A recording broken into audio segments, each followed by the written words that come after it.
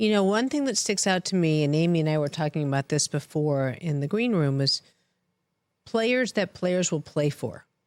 It's a lot of playing. Yes. And Lamar is one of those players. And every time you hear a post-game interview with other players, all they say is, every time Lamar's on the field, we have a chance. And there are a few players that I can think of right now in the NFL that teammates want to play for more than Lamar. What are your thoughts on that? There are guys who step on the field and the defense goes, oh, shit. And the fans go, oh, shit. And you get them off the field and you breathe a sigh of relief. Lamar's one of them. Josh Allen's another one of them. Saquon Barkley is absolutely one of them. I saw that. Mahomes is, without a doubt, one of them. Seeing Saquon on Sunday night, because we went, Coop and I and Jack, our nephew, went to the game Sunday night. And I was going against Saquon Barkley in not one, but two fantasy leagues. Ruh-roh. So I was in the position of a Rams fan. When Saquon came on the field, it was, oh, shit. And when he was leaving the field, it was like, where's he going? Why isn't he staying on the field? Because every time he touched it, it was at least a 5-yard gain on the ground.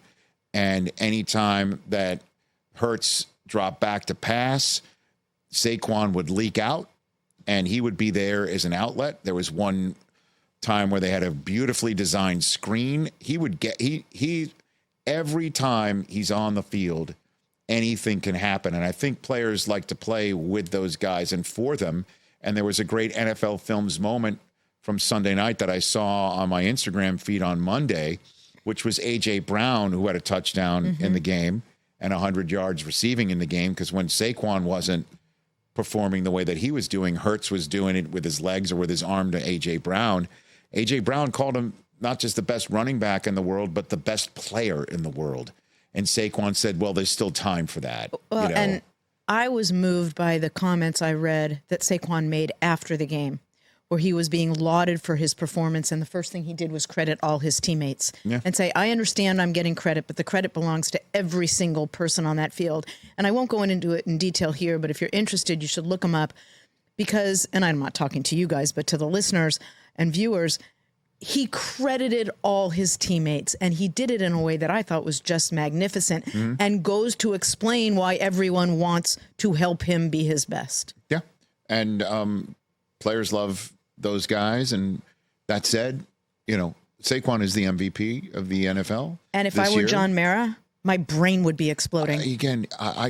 It's just amazing to me why in this league you look at a running back spot and you're saying, we're not going to go above 12, 13, 14 million. We're not going to go to 16 for the running back. But you'll go to 30, 35 for the wide receiver. They're both ball dependent, but one of them can just receive the ball in their belly straight from the snap, and the other one has got to get open, and coverage might dictate whether they get the ball. Why wouldn't you want to pay the guy who's standing right next to the quarterback to just receive it in their gut? Check out new episodes of What the Football with Suzy Shuster and Amy Trask every Tuesday. Watch us on the Rich Eisen Show YouTube page or follow and listen wherever you get your podcasts.